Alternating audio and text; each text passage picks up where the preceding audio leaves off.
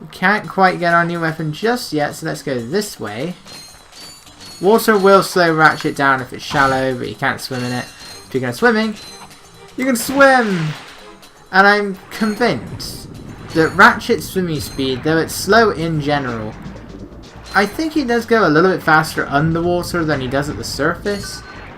Because this just seems slower. It's like the amount of time he takes to actually push himself just seems a little bit slower on the surface than he does underwater.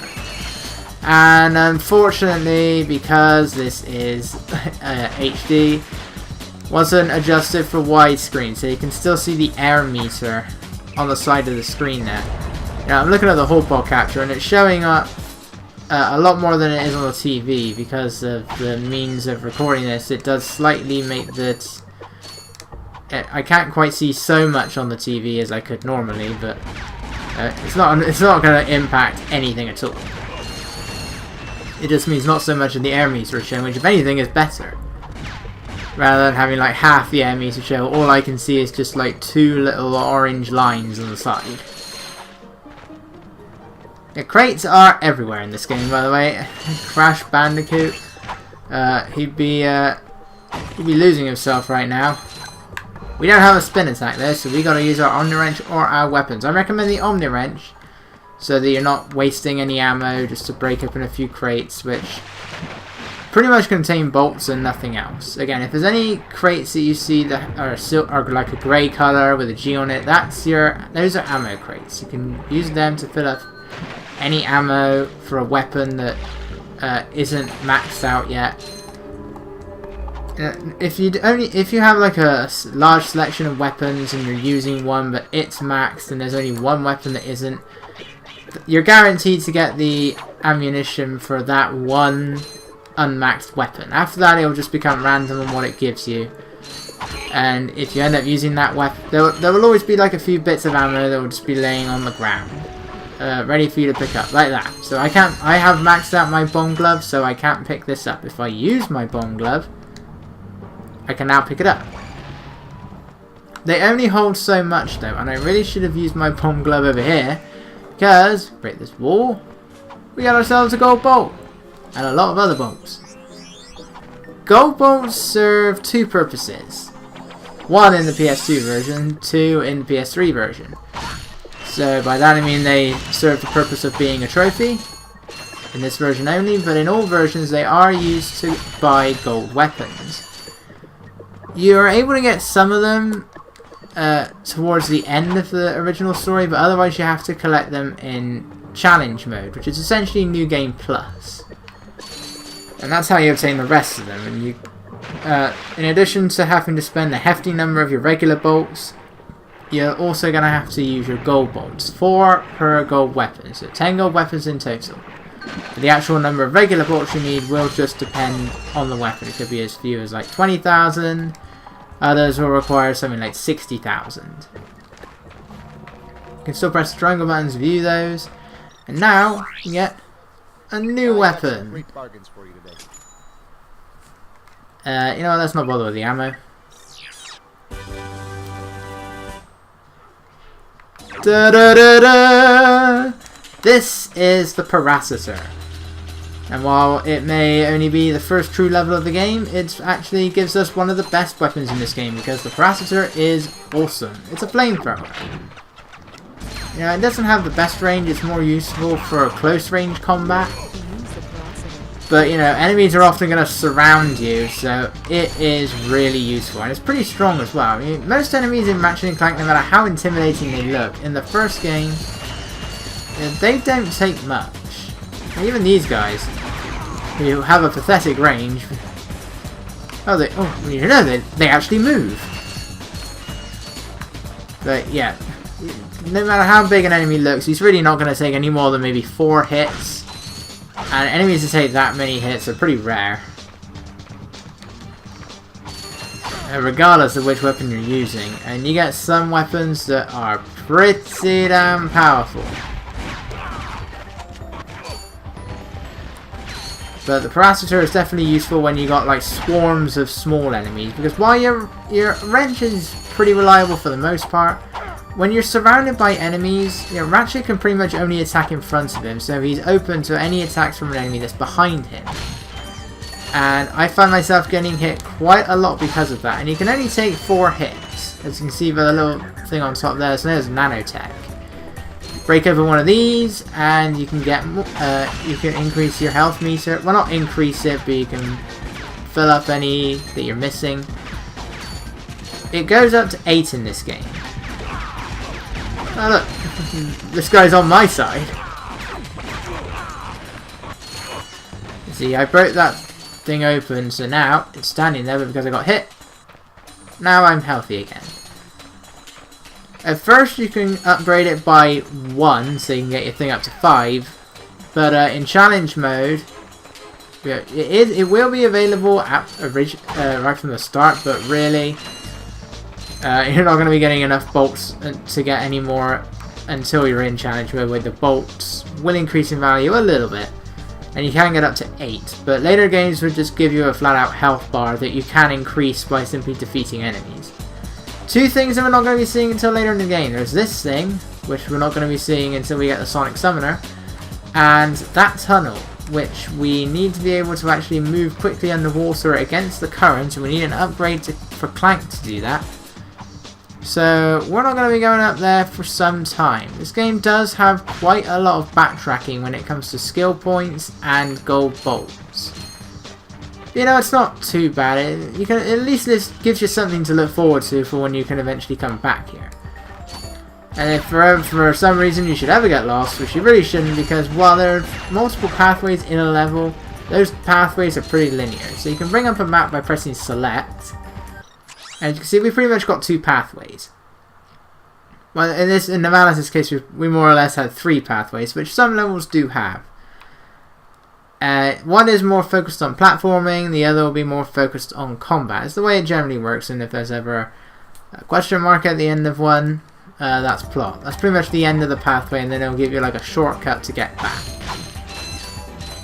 But Novalis is our first planet. Our first true planet, where we can't go back to Veldon at any point until the end of the game. So Novalis is our first true planet, so it's tiny. You know, we're just going we're going in a circle here. And, like, that's pretty much the case with the whole thing. You know, we jump down that cliff. You can either jump down or you can take the platform down. And you can see our destination just over the broken bridge. And that's all we're doing. We're just going in a U, and then that will lower the bridge to send us back to where we already were. So it's very simple. You know, it's the first planet it's supposed to be. The Processor does use up ammo quite quickly though, so try not to hold the weapon down, the circle button down for too long, unless you are surrounded by enemies. But thankfully you do get 20 for every one of these that you break. And what we also have is a quick select, so by holding down triangle you can select which weapon you want to use. Unfortunately it fills up pretty quickly with the number of gadgets and weapons you have, and that can be an issue in both Ratchet Clank 1 and 2. 3 fixes it because it actually gives you a second menu, so you can add more things to it, but for Ratchet Clank 1 and 2 you're going to be switching things out a lot. Not like I guess an example would be like handheld Zelda games, where you only had like 2 buttons, so you had to keep on switching weapons and weapons and items, so that in like every single room. And that's pretty much what it's going to be doing, so I often just have like a set number of things in there, all the ones I'll use. You know, I pretty much just have the best weapons there, and then sometimes I'll get to a planet which will require me to make use of a specific gadget, and sometimes I'll assign it to quick select, other times I just don't bother, and I just... The other way to choose weapons and gadgets is to just pause, and then you can equip whichever one you want. Deal with gadgets as well, but we don't have any yet. And you can alter your quick select here. I mean, there's not much to do. I could unequip these 2, but why would I want to do that? Now we have objects. You know, there's not much to see yet. Don't hurt me. Don't hurt me. Oh, what are you? Mercenaries? Torturers? Assassins? I'll tell you anything. Here, take my infobot. It's all I've got left. Sir, we're not assassins. Hold on. Let's see what he's got.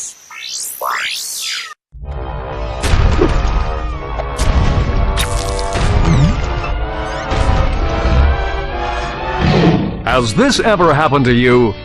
Hi, I'm Captain Qwark, and believe me, there's nothing worse than staring down a Blargian snagglebeast from the inside and knowing your equipment isn't functioning properly.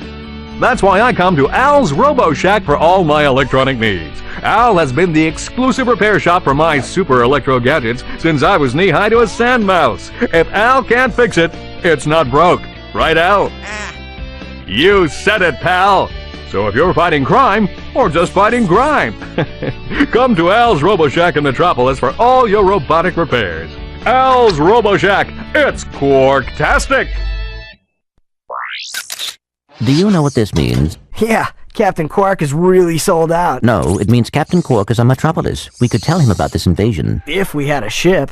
What? A ship? What? You're not going to torture me? Well, as planetary chairman, I could arrange for you to borrow our courier ship. Cool. You can count on us, sir. Right. Thank you, your chairman shipliness.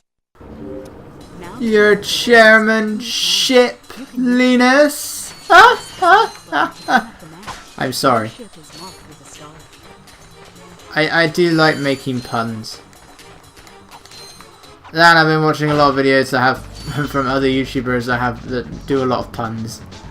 So I've sort of accidentally started making them a lot more often myself now. Not just for gaming videos, but just in general.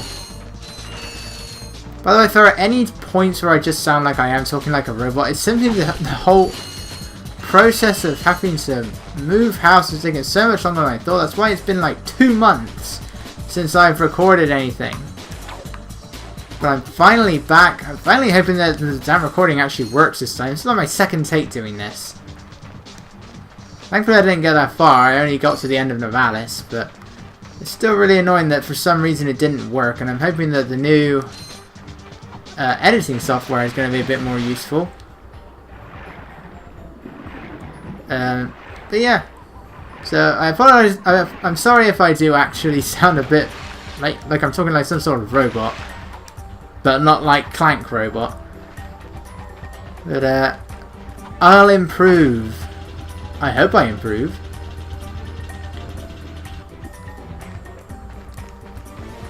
Yeah, he's got nothing else for us at the moment. I think we've maxed out on everything. Yes, we have. But again, he's not supposed to be that squished.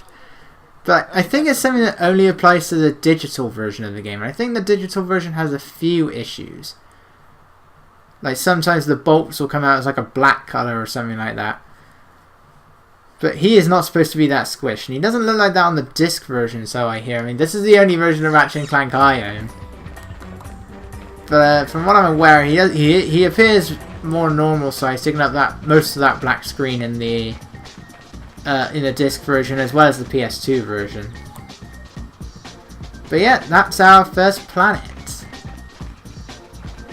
So, we can hop into our ship. You can either watch Ratchet climb in, you can skip this cutscene if you want to. This also applies to when you get out of your ship. And so we've collected 2 infobots, and we have a choice of 2 planets to go to. Or we can stay on Novalis if you want, but we can either go to Aridia to help Skid McMarks, or we can go to Kerwan to try and find Captain Qwark. So we're gonna go to, let's go to Kerwan first. Whenever you do get access to like 2 planets, you can go to either of the 2, but sometimes you'll only be able to go to like one path, and the other one will be blocked off until you get a gadget that's on the other planet. It's simple stuff. It's not, you're never really at a point where you're going to just go to a planet and realize, oh, I just wasted my time. Now I gotta go back to another planet instead. And that's really, whenever you see those sequences of the ship flying to another planet, it's a loading screen. You know, at least it's a loading screen that gives you something to watch. Now, if we go into first person mode, we look up here, you'll see a blimp. That is a skill point. You need to destroy that blimp in order to get that skill point. But we need to get the most powerful weapon in the game to do that. Well, the second most powerful weapon in the game to do that. And we're not going to be getting that for quite some time. We go to our Gadgetron vendor. He's now selling us another new weapon, which we just have enough for. This is the blaster, which is essentially a machine gun. But I can't max it out yet. The blaster is okay. It's not the best weapon in the game, but it's pretty useful regardless. So I'm going to go this way first.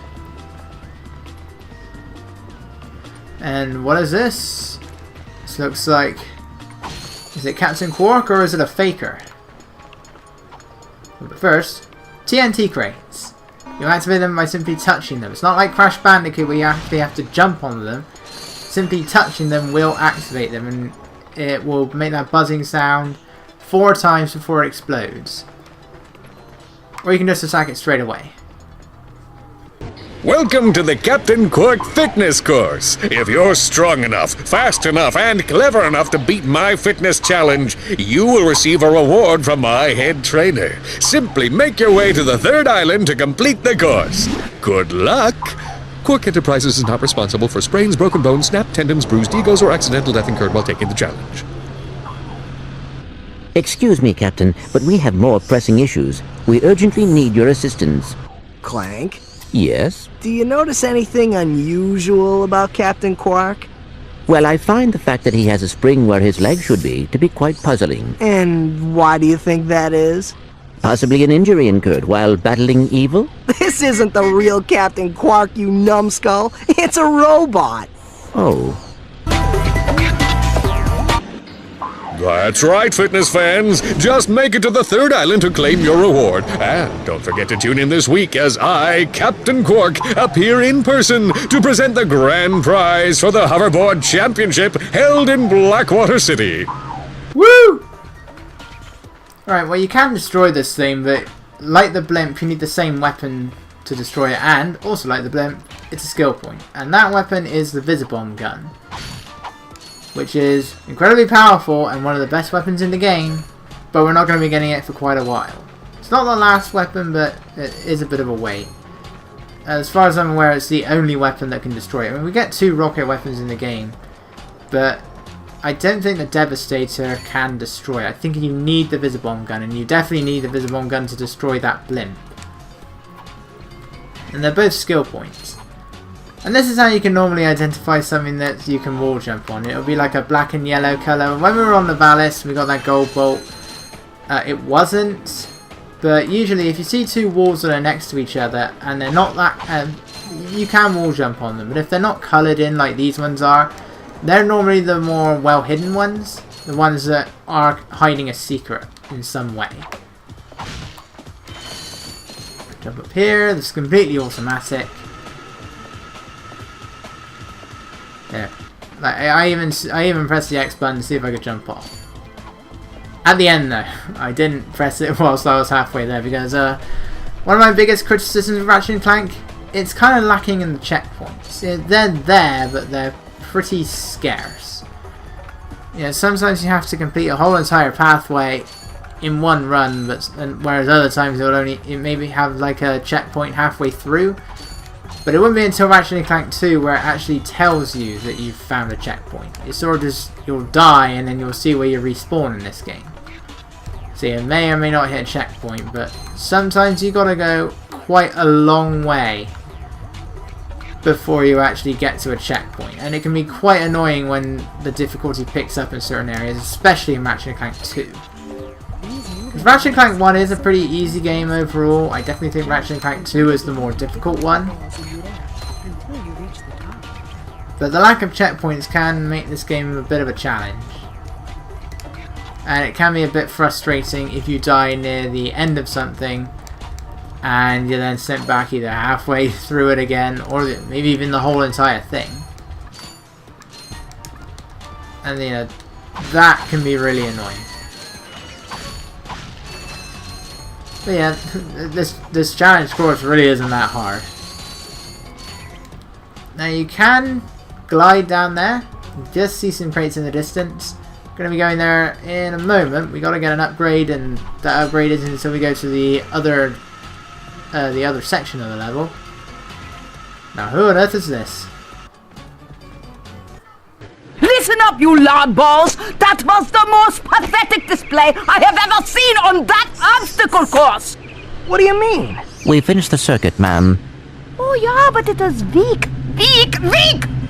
When I was competing, I would devour courses like that for breakfast! Bet that's not all.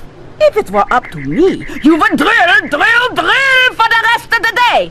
But somehow you managed to impress that fool Captain Qwark! Captain Qwark knows about us? He certainly does. And worst of all, he wants me to give you a prize for that ridiculous performance. Cool, what is it? I'm supposed to give you a swing shot, so you can sway to and fro like little insects. Alright, let's see it. Not so fast. Today the two of you disgraced my obstacle course, so I am going to make you pay. But that prize is ours from the captain. That's not fair. Too bad, life's not fair. Ah, damn it! I spent all my money on the blaster. Well, I guess we got to come back in this direction anyway. So, in the end, it doesn't really make that much of a difference. So, yeah, that's one of the issues that this game has. If you end up spending everything on like weapons or ammo, you complete a level, or you get to a certain section of the level and you realize, ah, I can't proceed because I've spent all of my bolts. Now, I already mentioned before that was an issue with The Simpsons Hit and Run, and it's an issue here as well.